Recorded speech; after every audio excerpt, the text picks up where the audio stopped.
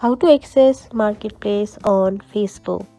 So we'll open our Facebook and we will go in our profile itself, our menu, which is on the bottom right corner. So after clicking on the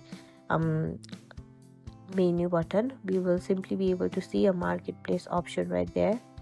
And then if you don't get the option, what we can simply do is we can scroll and we'll click on help and support, and we will click on report a problem. And after clicking on it, we will click on continue to report and then include. Then after scrolling a bit, we can see an option of marketplace here. We have to search for the marketplace option, as there are a lot of option here.